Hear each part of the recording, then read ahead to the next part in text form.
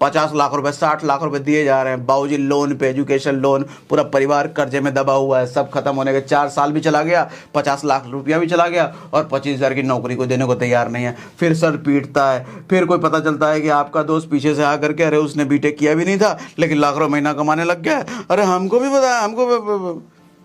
फिर पछताओगे, हाथ लगेगा क्या? अगला लेसन ध्यान से सुनो सर, सलाह किससे लें, किससे सलाह लेना है, इस बात का ख्याल हमेशा रखो। हर किसी से सलाह नहीं लेने का, क्योंकि आज की दुनिया में ना चारों तरफ शकुनी है सर, कृष्ण नहीं है कोई भी, शकुनी चारों तरफ है। जिनकी सलाह से आप दुर्योधन बनोगे, दुर्योधन कौन था मालूम है ना, बर्बाद कर दिया था अपने आप को, शकुनी की सलाह की वजह से उसकी ज़िंदगी खराब हो गई। तो ऐसे चारों लोग हैं, कृष्ण कोई भी नहीं है।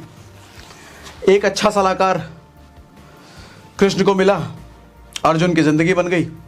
एक बुरा सलाहकार दुर्योधन को मिला, उसकी ज़िंदगी खराब हो गई। और लोग कहते हैं एक्सपर्ट से सलाह लो, जिस इंडस्ट्री में जाना है उसका जो एक्सपर्ट है उससे सलाह लो। मैं इसके भी खिलाफ हूँ सर। एक बात बताओ, किसी प्रॉपर्टी के एक्सपर्ट से जाकर के आप ये सलाह लो उससे कि मुझे कहाँ इन्वेस्ट करना चाहिए अपने पैसे को वेल्थ बढ़ाने के लिए, क्या वो कभी स्टॉक मार्केट बोलेगा? क्या वो कभी पीपीएफ बोलेगा? क्या वो कभी गोल्ड बोलेगा? क्या वो एफडी बोलेगा? वो प्रॉपर्टी ही बोलेगा। और अच्छा, प्रॉपर्टी में भी वो प्रॉपर्टी बोलेगा जिससे उसका मार्जिन, उसका कमीशन हो। वो एक्सपर्ट है, लेकिन वो आपको सलाह वो देगा जिसमें उसका फायदा हो। अभी कुछ दिनों पहले मैं इंटरव्यू देख रहा था रॉबर्ट कियोसाकी का, मुझे इतनी वाहियात बात लगी रॉबर्ट कियोसाकी की। हालांकि रॉबर्ट कियोसाकी की मैं काफ़ी सारे बुक पढ़ा है, आपने ही पढ़ा होगा, rich dad poor dad, quadrant flow, 4 quadrant, पता नहीं क्या क्या, मैं बड़ा मानता था उनके। लेकिन उस इंटरव्यू के बाद थोड़ी इज्जत कम हो गई मेरी नज़रों में, मालूम क्यों? उस आदमी से पूछा गया सवाल में कि आप स्टॉक मार्केट के बारे में क्या सोचते हो? वो कहता है स्टॉक मार्केट नहीं नहीं नहीं, गैम्बलिंग, पैसा वापस आता ही नहीं वहाँ पे। अंग्रेजी में बोल रहे भाई साहब, पैसा वापस आता ही नहीं है। क्या इलॉजिकल बात है? अरे भैया, तुम्हारे सामने वॉरेन बफे नहीं है, उसको नहीं देख रहे हो? अच्छा, वो गलत नहीं बोल रहा है। गलत बोलने का मतलब उसको पता है कि स्टॉक मार्केट की पावर क्या है बस, लेकिन वो स्टॉक मार्केट की तारीफ इसलिए नहीं कर सकता कि बेचारा उसका मेन धंधा रियल एस्टेट में है। तो वो तो लोगों को पैसा रियल एस्टेट में लगवाएगा ना, रियल एस्टेट का बंदा है, वो कोच है, ट्रेनर है, उसके सारे बुक्स आप देखो, ये तो रियल एस्टेट के इर्द गिर्द घूमेंगे या एमएलएम के इर्द गिर्द घूमेंगे। स्टॉक मार्केट का बंदा ही नहीं है। उसका पता है स्टॉक मार्केट से कमाया तो जा सकता है, लेकिन मैं प्रमोट नहीं कर सकता। मैं बोलूंगा तो प्रमोट हो जाएगा, नहीं स्टॉक मार्केट बहुत बुरा है। देखो, मैं पर्सनली किसी का प्रमोटर नहीं हूं। मैं तो स्टॉक मार्केट भी आपको सिखा देता हूं, मैं तो प्रॉपर्टी भी आपको सिखा देता हूं, मैं दोनों में घुसा हूं। मेरा पर्सनल धंधा तो दोनों में है, लेकिन चूंकि उसका प्रॉपर्टी में है तो वो स्टॉक रिकमेंड नहीं करेगा, जो स्टॉक में ही है वो प्रॉपर्टी रिकमेंड नहीं करेगा। सर, एक्सपर्ट से सलाह लेना भी खतरनाक होता है वो भी अपने फायदे की बात आपको बोलेगा, आपके फायदे की बात बाद में। तो चुनना बड़ा मुश्किल है भैया, किससे सलाह लें। मेरे हिसाब से जो बेस्ट है सलाह वगैरह, ऑनलाइन दुनिया में गूगल, यूट्यूब वगैरह है, किताबें पढ़ो, सीखो। एग्जैक्ट सलाह लेना किसी से मुश्किल है सर, ज्ञान लेना पड़ेगा आपको। अगर आपको इंजीनियर बनना है तो इंजीनियरिंग के बारे में पढ़ो, अगर यूट्यूब में करियर बनाना है तो यूट्यूब के बारे में पढ़ो, ड्रॉप शिपिंग या एफिलिएट या कुछ भी काम करना है सर, उसके बारे में पढ़ो, समझो, और फिर देखो कि मैं कैपेबल हूँ, नहीं कैपेबल हूँ। तो कैपेबल बनने के लिए मुझे क्या सीखना है, कौन सिखा रहा है, कैसे सिखा रहा है, उस पर करो मास्टरी। और खास करके रिश्तेदारों की सलाह से तो खास करके बचे रहो सर। रिश्तेदार मजे लेने वाले होते हैं, रिश्तेदार, पड़ोसी, ये सब मैं सारे नहीं कह रहा, लेकिन मैक्सिमम सब मजे लेने वाले होते हैं। ये जो समाज है ना आपके आसपास सर, ये समाज कभी नहीं जाएगा कि आप उनकी औकात से ऊपर औकात बना लो, कभी नहीं चाहेगा वो, फिर तो कष्ट हो जाएगा उनको। वो हमेशा चाहेंगे कि उनकी जो औकात है ना समाज में, आप उनके नीचे ही रहो एक कदम। वो बराबर भी नहीं आने देना चाहेंगे आपको, क्योंकि वो आप पर हुक्म कैसे जमाएंगे, अपना आपका ऑर्डर आपको कैसे देंगे, ऊट पटांग अपना सलाह आप पर कैसे थोपेंगे। आप ज़्यादा समझदार हो गए, ज़्यादा औकात वाले हो गए, तो आपको सलाह दे नहीं पाएंगे, है ना। तभी तो मैंने कहा गधों और घोड़े वाली बात। जब गधों के बीच रह करके आप बोलोगे मैं घोड़ा बनूंगा, तो सारे वो कॉलर पकड़ने आए, तू घोड़ा बनेगा, तू गधा है, हमारे बीच रह, इधर उधर कैसे। बर्दाश्त नहीं है ना, आप उनके बीच रह करके उससे ऊपर चले जाओ, नहीं बर्दाश्त होता। पता चले कोई चाचा आए, ये सब क्या बिजनेस कर रहे, सोच रहे, ये सब नहीं, ग्रेजुएशन करो, उसके बाद बैंक पीओ का तैयारी करो। हमारा लड़का, हमने बैंक पीओ बनवाया, उसको आज 30,000 रुपये कमाना है। हमको नहीं कमाना 30,000, हम 30 लाख कमाएंगे। तुम्हारा क्या जा रहा है, तुम्हारा लड़का कमा रहा है 30,000, कमाए दो।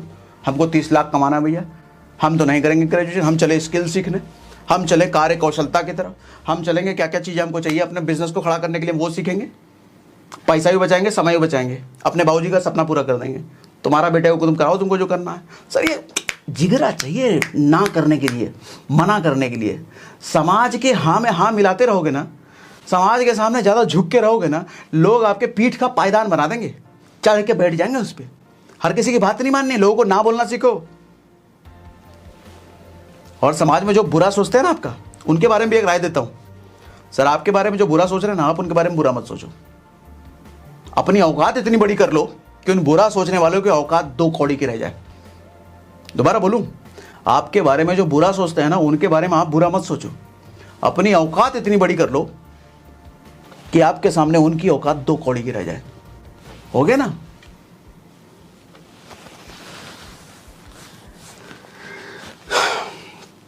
और ऐसे आदमी से तो खास दूर रहो। अगला लेसन, ऐसा आदमी जहां दिखे एकदम दूर हो जाओ। कैसा आदमी? जो हमेशा किसी ना किसी की बुराई करता हो। क्योंकि जिस दिन आज आपसे अच्छे रिश्ते हैं, कल जिस दिन आपसे बिगड़ेगा, आपकी इमेज पर कालिक पोतने से पीछे नहीं रहेगा वो। आपकी खामा खा इमेज खराब करता रहेगा वो। क्योंकि कई बार हमें मज़ा आता ना, ये आदमी है उसकी बुराई कर रहा है, अरे हाँ ठीक है, अरे उसके पता है चक्कर चल रहा है, तो भगा दिया मार करके, अच्छा ऐसा सुनने में मज़ा आ रहा है। सर ये ऐसा ही बात वो आपके अंदर से निकलवा करके आपकी बात वो 4 जगह फैलाएगा, इमेज खराब करेगा। कोई भी आदमी ऐसा दिख जाए जो दूसरों की बुराई करता रहे, उससे दूर रहो सर। आज वो उसकी कर रहा है, कल आपकी करेगा, आपकी इमेज खराब करेगा वो। इससे दूर हो जाओ, दूर हो जाओ। ठीक है, अगला लेसन, अपने वीक पॉइंट्स को अपने पास ही रखो, अपनी कमजोरियां। क्योंकि समय का कोई भरोसा नहीं है सर। आज गहरा दोस्त भी गहरा दुश्मन कल को बन सकता है। पता नहीं आपकी कौन सी बात उसको बुरा लग जाए, पता नहीं आपकी कौन सी हरकत उसको अच्छी ना लगे और आपसे वो दोस्ती के बजाय दुश्मनी मोल ले। और चूंकि आपका वो रहस्य जानता है, तो रहस्य वो बाहर दुनिया भर को बता करके आपको बेइज्जत करता रहे, या आपको ब्लैकमेल करता रहे, आपकी छवि खराब करता रहे, आपका धंधा खराब करता रहे, कुछ भी कर सकता है।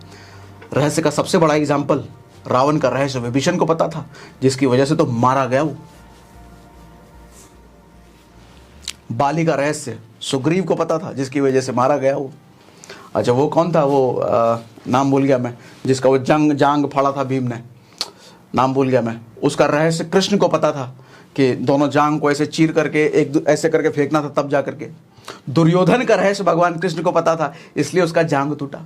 रहस्य नहीं बताने का किसी को, क्योंकि रहस्य देखो एक ऐसी चीज है ना सर, आपका नाश करने की चाबी है ये।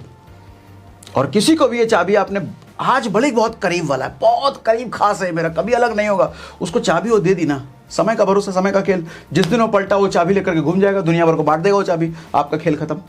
वीक पॉइंट्स नहीं बताने का, अमीर बनना है ना, वीक पॉइंट्स अपने तक रखने का, किसी को नहीं। तो ये कुछ पॉइंट्स है भैया जो मैंने आपको शेयर करे।